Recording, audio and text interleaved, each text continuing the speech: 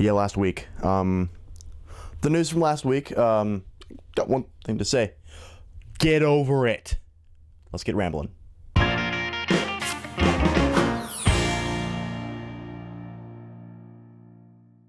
It was announced last week that Zack Snyder has cast his Batman for Man of Steel 2, aka Batman Superman. He chose Ben Affleck for the Craped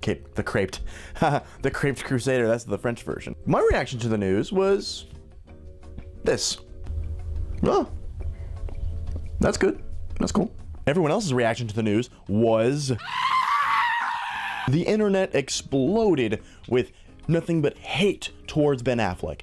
There's even a petition online that 70,000 people have signed to get him removed from the project. There have been numerous complaints to Zack Snyder and many of the people who are involved with the project, which I have to say, why? I've compiled a small list of the main complaints against Ben Affleck for being Batman, and I'm going to refute them because they're dumb. They're very asinine things to say about this casting decision. So let's get started with number one. His Boston accent. People are very, very concerned that Ben Affleck will bring in his Boston accent to the Caped Crusader. And which I have to say, the man is an actor. Christian Bale is Australian, British. I think he's Australian or British. Please correct me if I'm wrong in the comments. Christian Bale is Australian and/or British. Did Bruce Wayne have... I'm going to be doing a lot of comparisons to Christian Bale's Batman because this is the most recent iteration of Batman we've seen. He is British or Australian. Did we see any Australian Batman at all? No? No? Any no's? Any yeses? No one saw anything. So yeah, Ben Affleck's an actor. He can change his voice to whatever accent he wants to have. Except British. Yeah, I know he was in Shakespeare in Love, but meh. Number two, his body. I'm going to leave you with this picture of the 2004 film The Machinist with Christian Bale in it, where he made it. It's not any computer trickery or anything like that. That's really Christian Bale. And the 2005 film Batman Begins, right here, how he looks there. I'll leave you to that. With actors, they go through rigorous training regimes to get into peak condition to be able to play these roles. I'll use Tom Hardy as an example. In 2009, he played in the film Bronson, where he was very big. He played Charlie Bronson, Britain's most violent prisoner. He was very big, and thick, and just muscly and everything. Not too muscly, not too skinny.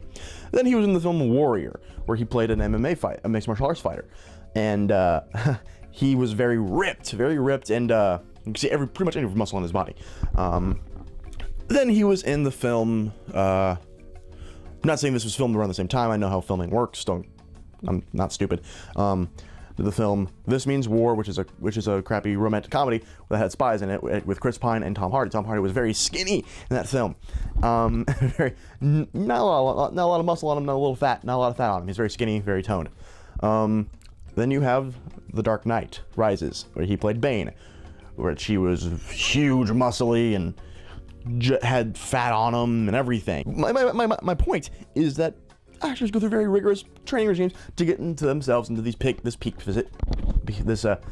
things. We have 2 years until Batman Superman is supposed to come out. Ben Affleck will have the body of Batman and of Bruce Wayne before that happens. Number three, he ruined Daredevil. A film is a very collaborative effort.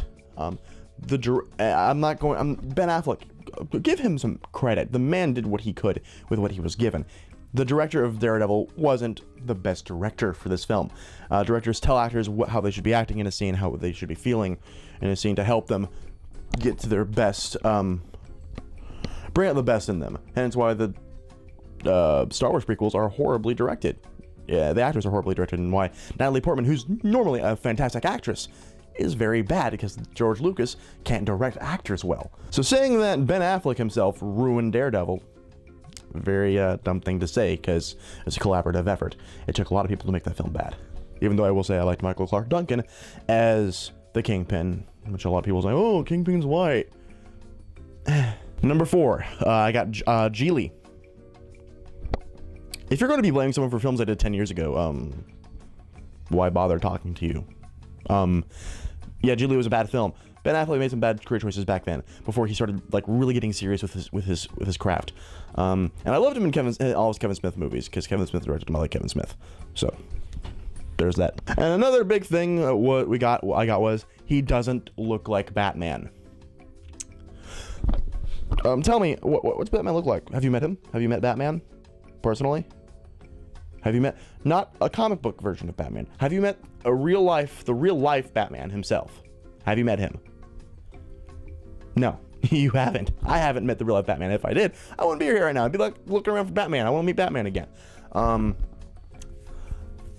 one knows what a real life interpretation of Batman would look like. Like, I'm talking real life. I know there are comic book, he's a comic book character, and he's presented throughout comic book history for the past 70 years. I'm assuming 80. 80 something years. Yeah.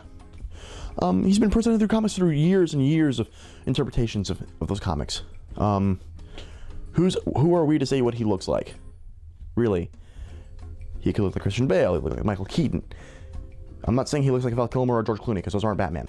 When Michael Keaton was cast as Batman in 1989, there was backlash. People hated that Mr. Mom was going to be Batman. Because Michael Keaton was known for being a comedic actor. He was in a lot of bad comedy movies. He was Beetlejuice, which I love Beetlejuice. Mr. Mom, hilarious film. And then the 1989 film rolled around, and he was excellent. He was a very down-to-earth Bruce Wayne, and a very gritty Batman. He did a great performance in both Batman and Batman Returns. Great performances, awesome, just flat out amazing. Then when Christian Bale was being cast as Batman, where I was hearing there were the same complaints were coming around that with Ben Affleck right now. He's Australian, similar complaints. He's Australian. Doesn't have the right body. Look at him in The Machinist, and all those other little complaints. Then now people are hailing him as the greatest Batman performance ever done. People were bitching about Heath Ledger being the Joker, and he's one of the greatest. Who can do the Joker after that? Seriously, who can top his performance? No one really can. So what I'm saying is, why are we judging him so quick like that when, well, we're judging him because comic book people are enraged and they hate change. Oh, do they hate change. Ben Affleck being cast as Batman is not the end of the world. The man is winning Oscars now. His acting performances have gotten better.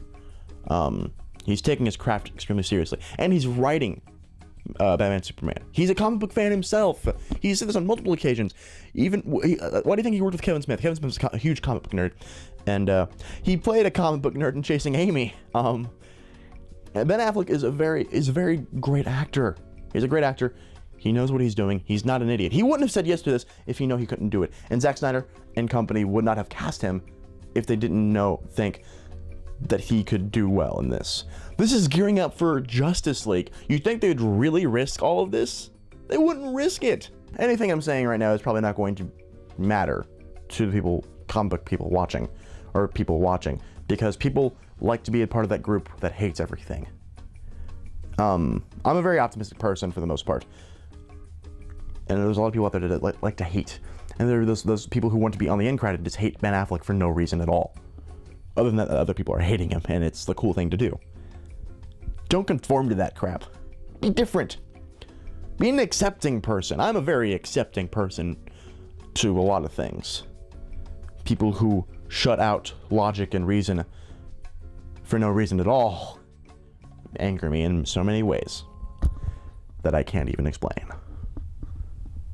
Anyway, if you liked this episode of Let's Get Ramblin', hit the subscribe button to subscribe to Renegade Cinema to get videos like this every Saturday for your entertainment.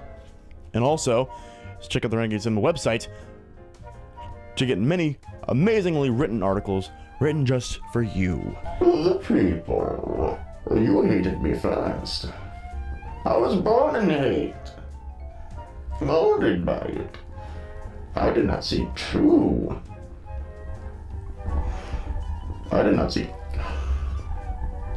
I did not seek her happiness until the film came out, and by then, people were already blinded. I can't do this. I can't do this anymore. And as always, I'm Brandon Gropey with Renegade Cinema.